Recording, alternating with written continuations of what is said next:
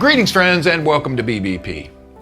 A couple of weeks ago, I did a video explaining that unless we make room for Jesus, we're just going to constantly be picking up the pieces of our lives. Well, the response to that video was overwhelming. I couldn't even keep up with all the comments. So today, I just want to follow this up with a very simple message of salvation.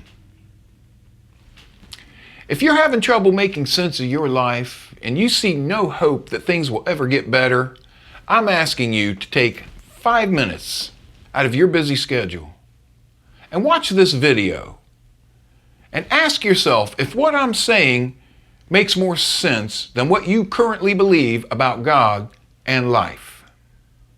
Every one of us, when we were kids, was warned to not play with fire. And we in turn give our own kids the same warning, explaining what will happen when a fire gets out of control and the consequences they'll face if they don't heed our warnings. In the book of Isaiah, God gives us the same warning and lays out the consequences if we choose to ignore his words. Chapter 50, verses 10 and 11. Who among you fears the Lord and obeys the word of his servant? Let him who walks in the dark, who has no light, trust in the name of the Lord and rely on his God. But now, all you who light fires and provide yourselves with flaming torches, go, walk in the light of your fires and of the torches you have set ablaze. This is what you shall receive from my hand. You will lie down in torment. Maybe you're not familiar at all with the Bible and you don't really understand what God is saying in these passages. So let me break it down for you very simply. In verse 10, God is telling us that unless we look to him to light our paths, we're just going to stumble through a life of darkness that never makes sense.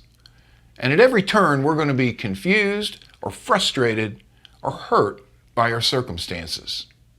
In verse 11, God uses fire as a metaphor to describe the false religions and the cockeyed belief systems that man comes up with to bring meaning to their existence. To these people, God says, "You think you know better than I do how to navigate this life? Okay, you go right ahead and follow your empty philosophies and we'll see how far it gets you."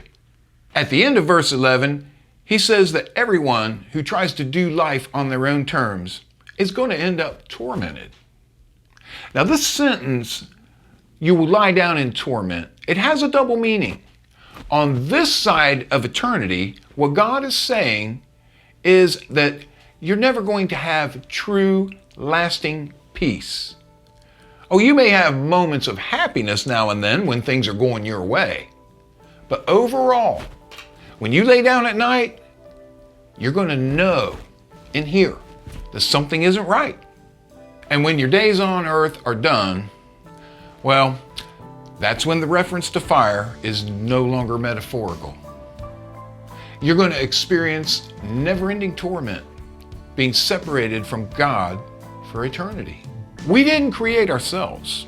We have a creator, and God knows better than we do how to direct our paths to a life of abundance and peace.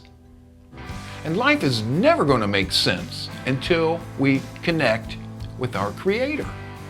I asked you for 5 minutes, and I'm true to my word. And now I'm asking you to see if what I'm saying makes more sense than the path you're currently on. Thank you for joining me here today. And until next week, you keep your eyes on Jesus and not on your troubles. Thank you.